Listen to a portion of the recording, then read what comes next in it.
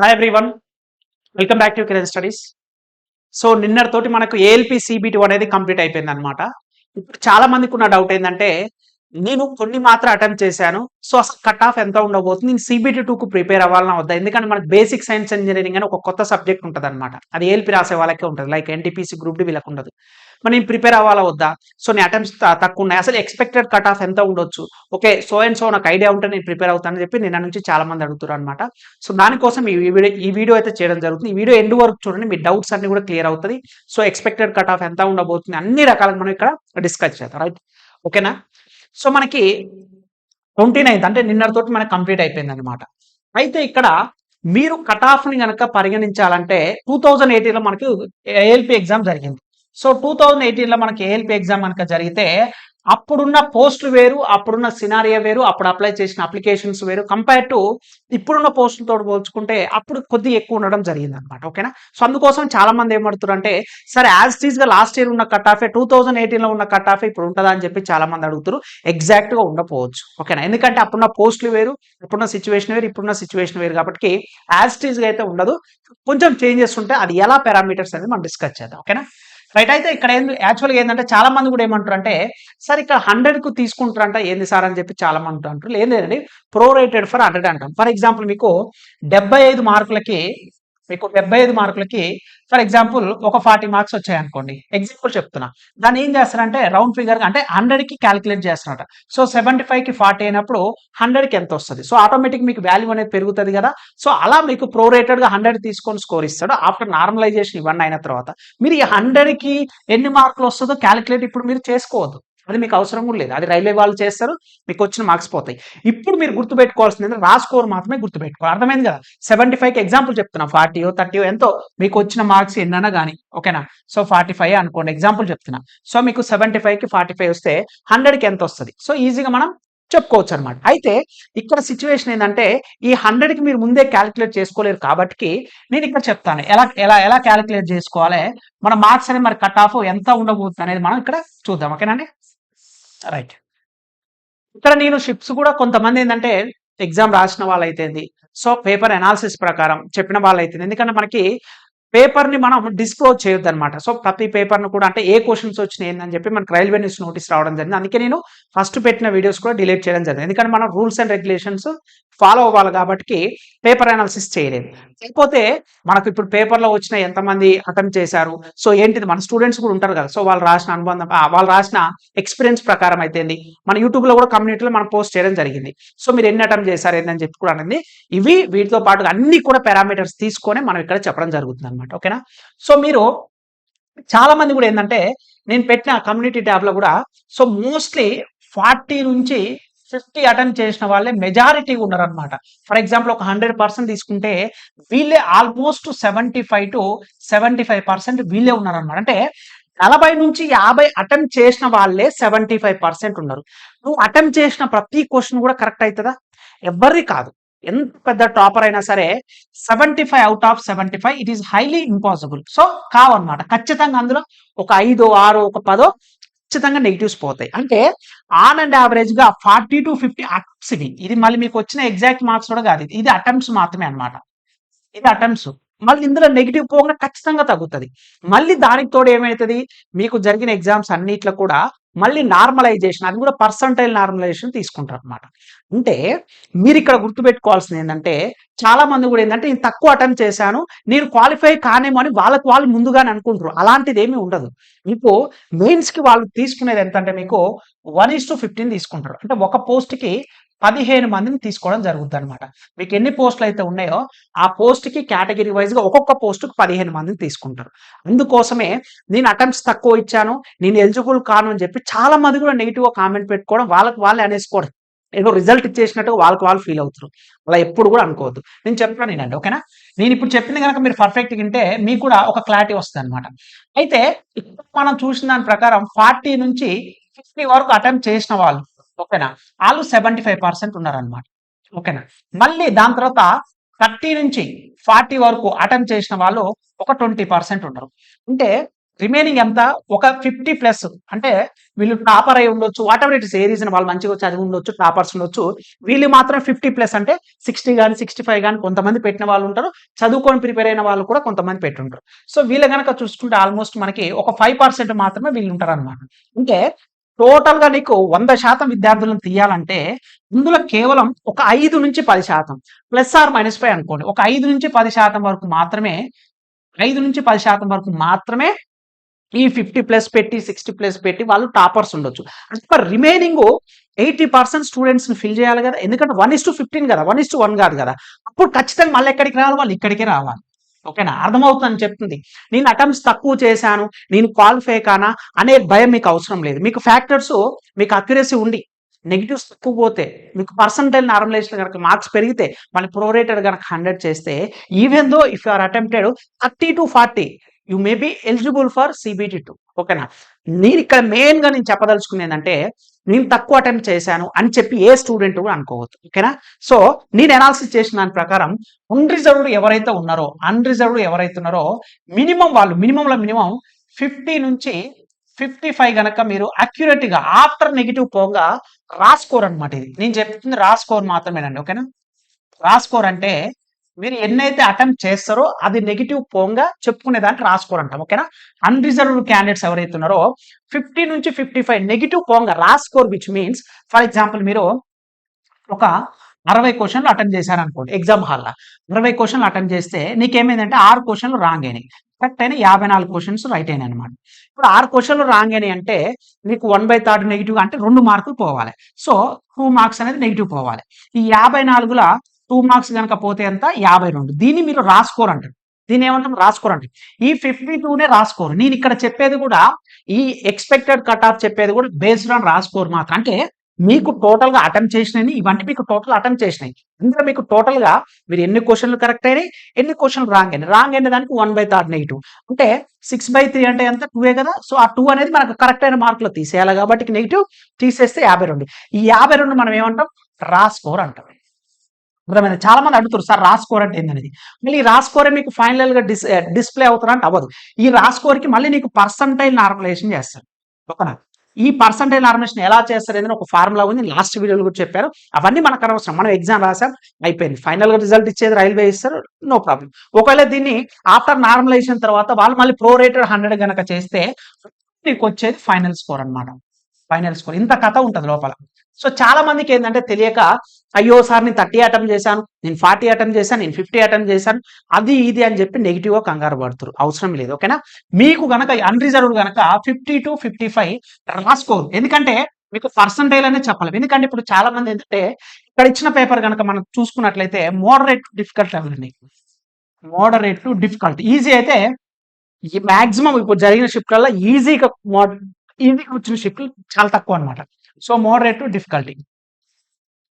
So ఈ difficult అని నేను ఎలా చెప్తున్నానంటే, మీకు లెంతీ పేపర్ ఇచ్చిందని చెప్పి చాలా మంది స్టూడెంట్ చెప్తారు. అంటే మీకు అది తెలిసిన క్వశ్చన్సే మీరు ప్రాక్టీస్ చేసేది, అంటే మనం ఎగ్జామినేషన్ లో టైం సరిపోక ఉండొచ్చు. సో మోడరేట్ క్వశ్చన్స్ అనేది చేసేది ఉంటుంది. అందుకోసమే మెజారిటీగా నేను కన్సిడర్ చేస్తుంది ఓవరాల్ గా షిఫ్ట్లు కనుక చూసుకుంటే moderate to difficult. So moderate ఒక 70% కనుక వేసుకుంటే డిఫికల్టీ లెవెల్ అనేది 30% వేసుకుంటున్నాను. ఈ మోడరేట్ లోనే ప్లస్ ఈజీ కూడా యాడ్ చేసుకోండి, నో ప్రాబ్లం. ఓకేనా, ఇది overall conclusion about ALP CBT1 exam సంబంధించి. ఓకేనా, సో ఇది అంటే దీన్ని మనం పారామీటర్స్ గా తీసుకోవాలి కాబట్టి కంప్లీట్ గా అందరికి ఈజీ వచ్చింది అనుకో కట్ ఆఫ్ పెరగడానికి ఉంటుంది. బట్ అలా రాలేదు. ఈజీ ప్లస్ మోడరేట్ 70% వస్తే డిఫికల్టీ 30% వచ్చింది. ఈ డిఫికల్టీ కూడా ఏంది, లెంతీ పేపర్ కూడా వచ్చిందని చెప్పి కొంతమంది స్టూడెంట్ చెప్పడం జరిగింది. ఓకేనా, సో మీకు ఎవరైతే అన్రిజర్వ్డ్ క్యాండిడేట్స్ ఎవరైతే ఉంటారో మీ యొక్క రా స్కోర్ అనేది 50-55 కనుక వస్తే, raw score after normalisation whatever it's, మీ అటెంప్ట్స్ ఏమైనా కానీ మీరు రాసిన పేపర్ కూడా అతి త్వరలో కూడా మీకు ఇస్తారు. నేను కూడా చెప్తాను అది ఎప్పుడు వస్తుంది అని కూడా మనం డిస్కస్ చేద్దాం. Okay, unreserved. ఇక OBC కానీ EWS కానీ, సో ఆల్మోస్ట్ వీళ్ళిద్దరికి సిమిలారిటీగా దగ్గరనే ఉంటాయండి. సో వీళ్ళు కూడా వరస్ట్ కేసులా వీళ్ళు ఒక 45-50 కనుక ఉంటే, ఓకేనండి, సో 45-50 కనుక రా స్కోర్ ఉంటే మీరు ఖచ్చితంగా క్వాలిఫై అవుతారు. ఇక నెక్స్ట్ SC ST కనుక ఎవరైతే ఉంటారో వాళ్ళు కనుక వచ్చేసి మీకు ఒక 40-45 కనుక రా స్కోర్ కనుక మీరు తెచ్చుకున్నట్లయితే, ఇంకా దీనికంటే తక్కువ వచ్చినా సరే క్వాలిఫై అవుతారండి. These are expected cut off. ఖచ్చితంగా 50-55 ఉండాలనా సార్, నేను అన్రిజర్వ్ నాకు 45 వస్తుంది నేను క్వాలిఫై కానంటే అలా కాదు. ఇది ఎక్స్పెక్టెడ్ కట్ ఆఫ్ అనమాట. ఎందుకంటే పారామీటర్స్ నేను చెప్పాను కదా, నీ షిఫ్ట్లో జరిగిన ఈజీ వచ్చిన మోడరేట్ వచ్చిన పర్సంటైల్ నార్మలైజేషన్ తీస్తారు. దాని తర్వాత ఫైనల్గా ప్రోరేటెడ్ 100 చేస్తే నీకు వచ్చిన score that is the final score అనమాట అప్పటి వరకు. కాకపోతే చాలా మంది ఏంటంటే ఒక కన్ఫ్యూజన్ స్టేజ్ లో ఉంటారు. సో నాకు ఒక సేఫ్ స్కోర్ ఇలా ఉంటే బెటర్ అని. కానీ ఇక్కడ నేను ఇచ్చిన మార్కుల కంటే మీరు +or-5 వేసుకోండి. అంటే మీకు ఇప్పుడు నేను అన్రిజర్వ్డ్ 50 అని చెప్పాను కదా, 45 వచ్చినా క్వాలిఫై అవ్వచ్చు. ఇక్కడ 40 చెప్పినాక 40 వచ్చిన క్వాలిఫై అవ్వచ్చు. ఇక్కడ వర్స్ట్ కేసులో 35 ప్లస్ చేంజ్ వచ్చిన క్వాలిఫై అవ్వచ్చు. అందుకోసమే నేను ఇక్కడ మార్జిన్ ఎంత తీసుకుంటున్నానంటే +or-5 తీసుకుంటున్నాను. నేను ఇక్కడ ఇచ్చిన ఇక పీడబ్ల్యూ మీకు రిమైనింగ్ ఉంటుంది కదా, సో ఎస్సీ ఎస్టీ అంత అయిపోయింది కదా, మాక్సిమం వీళ్ళే మెజారిటీ క్యాండిడేట్స్ కాబట్టి సో వీళ్ళకి సంబంధించి ఈ కట్ ఆఫ్ కనుక మీరు క్లియర్ అవుతున్నారని మీకు కాన్ఫిడెంట్ కనుక ఉంటే you may start the CBT2. ఓకేనా, ఇట్ డజంట్ మ్యాటర్ మీరు ఎన్ని మార్కులు నేను అటెంప్ట్ చేశానని కాదు, ఇవి సేఫ్ స్కోర్ అనమాట ఇంతవరకు. ఇది మళ్ళీ ఇందులో +or-5 డిఫరెన్స్ అనేది ఉంటుంది అనమాట. ఓకేనా, అన్రిజర్వ్కి వస్తే 50-55, ఓబీసీ ఈడబ్ల్యూఎస్ 45-50, ఎస్సీ ఎస్టీకి 40-45 కనుక వస్తే మీరు CBT2కి 1:15 సెలెక్ట్ అవుతారు. ఇంకొకటి నేను ఇక్కడ ఇచ్చినది కాదు, ఇంకా తక్కువ వచ్చినా సరే క్వాలిఫై అయ్యే సందర్భాలు ఎక్కువ ఉంటాయి. ఎందుకంటే ప్రిలిమ్స్ కదా, మెయిన్స్ కాదు కాబట్టి 1:15 తీయాలి కాబట్టి ఖచ్చితంగా మీకు ఈవెన్ దో వీటికంటే 5 మార్క్స్ తక్కువ వచ్చినా మీరు క్వాలిఫై అవుతారు. దాని గురించి వరి అవ్వాల్సిన పని లేదు. ఇప్పుడు మీరు చేయాల్సింది ఏంటంటే నెక్స్ట్ మీరు చేయాల్సిన మెయిన్ ఇంపార్టెంట్ ఏంటంటే CBT2కి ప్రిపేర్ కానీ. ఎవరైతే ALPA నా టార్గెట్ అనుకుంటే CBT2కి ప్రిపేర్ అవ్వండి. మెయిన్గా మీకు ఇక్కడ CBT వచ్చేసరికల్లా బేసిక్ సైన్స్ అండ్ ఇంజనీరింగ్ ఉంటుంది. బేసిక్ సైన్స్ అండ్ ఇంజనీరింగ్ అనే ఒక కొత్త సబ్జెక్ట్ ఉంటుంది అనమాట. ఓకేనా, సో మీరు ఒక్కసారి కనుక మీరు ప్లే స్టోర్కి వెళ్ళి కనుక కిరణ్ స్టడీస్ యాప్ డౌన్లోడ్ కనుక మీరు చేసుకున్నట్లయితే ఇక్కడ మనకు సంబంధించి ALP ఫుల్ కోర్స్ అనేది ఉంటుంది అనమాట. సో ఒక్కసారి ఇక్కడ కంటెంట్ ఓవర్వ్యూ గనక వెళ్తే మీకు ప్లే స్టోర్ లో ఉంటుంది. అదేవిధంగా మీకు వీడియో డిస్క్రిప్షన్ లింక్ ఉంటుంది. ALPకి సంబంధించి CBT1 CBT2 రెండు ఉంటాయి అనమాట. ఇక్కడ కంటెంట్ అనే ఆప్షన్ ఉంది కదా, సో మీరు కోర్స్ డౌన్లోడ్ చేసుకోగానే ALP అని కొట్టగానే వస్తుంది, అందులో కంటెంట్ అనే ఆప్షన్కి వెళ్ళండి. సో ఇక్కడ ALP ఫుల్ కోర్స్ అని ఉంటుంది, దాన్ని క్లిక్ చేయండి. ఒకసారి క్లిక్ చేసిన తర్వాత ఇక్కడ arithmetic video classes, pure maths, arithmetic pure maths, reasoning and NCERT science classes, railway science previous year questions, railway special current affairs, polity and English medium అయితే complete notes అయితే, and this is the basics of computer and application, basic science and engineering. ఇది important మనకి. Okay, so ఈ basic science engineering అనేది చాలా చాలా important అండి. మీకు లాస్ట్ టైం GDCలా ఎవరైతే ఎగ్జామ్ రాసి ఉంటారో, GDC అంటే డిపార్ట్మెంటల్ ఎగ్జామ్స్ ఉంటుంది కదా, సో మన కిరణ్ స్టడీస్ యాప్ నుంచి చాలా మంది స్టూడెంట్స్ జాబ్ చేస్తున్న వాళ్ళు ఎగ్జామ్ రాశారు. నేను ఇచ్చిన క్లాసెస్ నుంచి కూడా చాలా వరకు వచ్చినాయి. నేను అప్పుడు మీకు పోస్ట్ కూడా వాళ్ళు పెట్టిన కామెంట్స్ కూడా నేను ఇవ్వడం జరుగుతుంది. సో ఎవరైతే ALP CBT2 ప్రిపేర్ అవుతున్నారో ఖచ్చితంగా మన కోర్స్ అనేది యూస్ఫుల్ అవుతుంది. సో మీకు complete basic science engineering syllabus analysis ఉంటుంది, engineering drawing and important types, drawing instruments, projection types, orthographic projection and views, lines and angles అంటే టాపిక్ వైజ్ ఇచ్చాను నేను క్లియర్ గా. Geometric figures and symbolic representation, units and measurements, mass, weight, density, gravitation, work, power, energy, Newton's laws of motion, speed, velocity, acceleration, heat and temperature, basic electricity and levers and simple machines, occupational safety and health, environmental education, IT లిటరసీలో మీకు complete గా computers వస్తుంది. అందుకే నేను మళ్ళీ ఏం చేసిన అంటే మనం రిస్క్ తీసుకోవద్దనే ఉద్దేశంతో మళ్ళీ మీకు కంప్యూటర్ సంబంధించిన కంప్లీట్ క్లాసెస్ కూడా మీకు పెట్టడం జరిగింది. చూడండి ఇక్కడ ఒక IT లిటరసీ అని ఒక్క వర్డే పెట్టాడు, కాదు క్వశ్చన్స్ ఎలా ఆడుతున్నారని చెప్పి basics of computer and applications complete ఇవ్వడం జరిగింది అనమాట. సో నువ్వు ALP CBT కనుక అయితే Kiran studies app everything available గా ఉంటుంది. చూడండి ఒకసారి, తెలుగు ఉంటుంది, ఇంగ్లీష్ రెండిట్లో ఉంటుంది. Architecture of computer, input devices, output devices, both input output, storage devices, networking, operating system, MS office, various data representation, internet, email, website, web browser, computer virus, MS access, DBMS, programming languages, cloud computing, IT literacy, ఇలా everything కూడా మీకు అన్ని కూడా మన Kiran studies app లా మీకు available గా ఉంటుంది అనమాట. సో ఎవరైతే ఇప్పుడు నేను చెప్పిన కట్ ఆఫ్ కనుక రీచ్ అవుతాం అనే ఒక కాన్ఫిడెంట్ ఉంటుంది కదా, ఇంతకంటే +5 -5 వచ్చినా మీరు ప్రిపేర్ అవ్వచ్చు CBT2కి. ఇప్పుడు నేను చెప్పాను కదా కట్ ఆఫ్, దానికి -5 వచ్చినా సరే మీరు బిందాస్ గా ప్రిపేర్ అవ్వచ్చు. It doesn't matter. ఓకేనా, ఎందుకంటే నీకు ఫ్యాక్టర్స్ నార్మలైజేషన్ ఉంటుంది, తర్వాత 100కి ప్రోరేటెడ్ చేసిన తర్వాత వచ్చే మార్క్స్ ఫైనలైజ్ కాబట్టి. సో మీరు ఎవరైతే లేట్ చేయకుండా ప్రిపేర్ అవ్వాలనుకున్నప్పుడు ఖచ్చితంగా ప్రిపేర్ అవ్వండి. విత్ ఇన్ 2 months తర్వాత ఇప్పుడు ఇదంతా అయిపోయిన తర్వాత ఏదైతే CBT1 ఎగ్జామ్స్ అన్ని ఉన్నాయో, సో టెక్నీషియన్ అయిపోవాలి. టెక్నీషియన్ అయిపోయిన తర్వాత మళ్ళీ RPFSI అంటే RPFSI ఇప్పుడు December 2 నుంచి జరుగుతుంది. సో మళ్ళీ టెక్నీషియన్ 19th నుంచి December 29th ఉంది. మళ్ళీ తర్వాత RRBJ పారామెడికల్ అయిపోయిన తర్వాత మాక్సిమం గ్యాప్ లో పెట్టే ఛాన్సెస్ ఉన్నారు. విత్ ఇన్ 2 months అయితే మినిమం గ్యారంటీ ఉంటుంది కాబట్టి సో మీరు డిలే చేయకుండా, మీకు ఇదనే కాదండి మీరు మన కిరణ్ స్టడీస్ యాప్లోకి వెళ్తే అన్ని కోర్సెస్ కూడా మీకు అవైలబుల్గా ఉంటాయి. మీకు ఏ కోర్స్ కావాలంటే ఆ కోర్స్ కూడా మీకు ఎవ్రీ మంత్ కరెంట్ అఫైర్స్ అవైలబుల్గా ఉంటుంది. సో పారామెడికల్ అయితేంది ఎవ్రీ మంత్ కరెంట్ అఫైర్స్ అవైలబుల్గా ఉంటుంది. జేఈ CBT 1 టెక్నీషియన్ గ్రేడ్ 1 ALPకి సంబంధించి, అదేవిధంగా మీకు మాక్ టెస్ట్కి సంబంధించి ప్రతి ఒక్కటి ఉంటుంది. పారామెడికల్ అయితేంది, so RPF SI constable technician grade 3 and NTPC job అయితేంది, సో గ్రూప్ డి అయితేంది, సో ఒకవేళ ఫుల్ కోర్స్ అన్ని సబ్జెక్టులు కావాలంటే రైల్వే టెక్నీషియన్ గ్రేడ్ 1 సంబంధించి అన్ని కోర్సెస్ కూడా మన కిరణ్ స్టడీస్ యాప్లో మీకు అవైలబుల్గా ఉంటాయి. అండ్ మాక్ టెస్ట్లు కూడా ఉంటాయి అనమాట. సో 2000 + 300 3300 అన్నమాట. రీసెంట్ కూడా అప్డేట్ చేయడం జరిగింది. సో 3300 మాక్ టెస్ట్లు కూడా మీకు సబ్జెక్ట్ వైజ్ గా మాక్ టెస్ట్లు అయితే ఉంటాయి అనమాట. ఓకేనా, సబ్జెక్ట్ వైజ్ మాక్ టెస్ట్లు చూడండి 3300, మళ్ళీ RRB NTPC latest mock test కూడా ఉంటాయి. అండ్ మోస్ట్ ఇంపార్టెంట్ ఏంటంటే మీకు సైకోమెట్రిక్ టెస్ట్ ఉంటుంది ALPలో. ఓకేనా, సో మీకు చూడండి ఇక్కడ వచ్చేసరికి మీకు ALP వచ్చేసరికి 54 టెస్ట్లు అప్డేటెడ్ అనమాట. ఇది online test series RPF SI constable RRB JE అయితేంది, గ్రూప్ డి అయితేంది, యాజ్ వెల్ as NTPC అయితేంది, మళ్ళీ మనకు సైకోమెట్రిక్ ఉంటుంది అనమాట. చూడండి ఇక్కడ చాలా మంది కూడా అసిస్టెంట్ స్టేషన్ మాస్టర్కి ఏదైతుందో సైకోమెట్రిక్ టెస్ట్ ఉంటుంది, ALPకి కూడా ఉంటుంది. సో ఇది చాలా ఇంపార్టెంట్. సబ్జెక్ట్ టెస్ట్ ఉంటుంది, ఫుల్ లెంత్ ఉంటుంది. సో న్యూ టెస్ట్లు కొత్తగా కూడా యాడ్ చేయడం జరిగింది. సో సబ్జెక్ట్ టెస్ట్లో కూడా ఏమేమి ఉంటుంది, spatial scanning test, personal test and selective attestation test, information ordering test, ఇవన్నీ కూడా ఎవ్రీథింగ్ కూడా మీకు కిరణ్ స్టడీస్ యాప్లో అవైలబుల్ ఉంటుంది. నేను ఒకటే చెప్తాను, మీ టార్గెట్ కనుక ALP కనుక ప్రిపేర్ అవుతున్నారంటే మీరు మాక్ టెస్ట్లు తీసుకోండి. ALP CBT 1 CBT రెండింటికి ఎవరైతే ఆల్రెడీ కోర్స్ తీసుకొని ప్రిపేర్ అయిన వాళ్ళు, so no need to worry. ఇంకా ఎవరైనా సార్ నేను ప్రిపేర్ అవ్వలేదు CBT 2 అనుకుంటే బేసిక్ సైన్స్ ఇంజనీరింగ్ కానీ కంప్యూటర్ కానీ తెలుగులో ఇంగ్లీష్లో మీకు అర్థమయ్యే విధంగా ఉంటుంది. యాజ్ వెల్ as మాక్ టెస్ట్లు కూడా ఉంటాయి. కాబట్టి మీరు డిలే చేయకుండా ప్లే స్టోర్కి వెళ్ళి కిరణ్ స్టడీస్ యాప్ని డౌన్లోడ్ చేసుకోండి. కోర్సు డెమో వీడియోస్ చూడండి, మీకు నచ్చితే వెంటనే జాయిన్ అవ్వండి. మాక్ టెస్ట్ కూడా తీసుకొని, మాక్ టెస్ట్ వాల్యూ చాలా ఇంపార్టెంట్. ఇప్పుడు అర్థమవుతుంది మనకి ఎగ్జామ్ రాసిన వాళ్ళు కూడా మెజారిటీగా చాలా మంది కూడా నేను ఎప్పటికప్పటికి పెడుతున్నాను. ఎందుకంటే ప్రతిరోజు పెట్టుకున్న బాగోదనే ఉద్దేశంతో నేను పెట్టట్లే. కానీ ఎవరైతే ALP రాశారో మన కోర్సు ఎవరైతే కిరణ్ స్టడీస్ యాప్ నుంచి చాలా వరకు క్వశ్చన్స్ అయితే రావడం జరిగింది. క్వాలిఫై అయ్యేంత వరకు కంప్లీట్ గా సో కిరణ్ స్టడీస్ నుంచి వచ్చిందని చెప్పి ఎప్పటికప్పుడు చెప్తూనేవారు.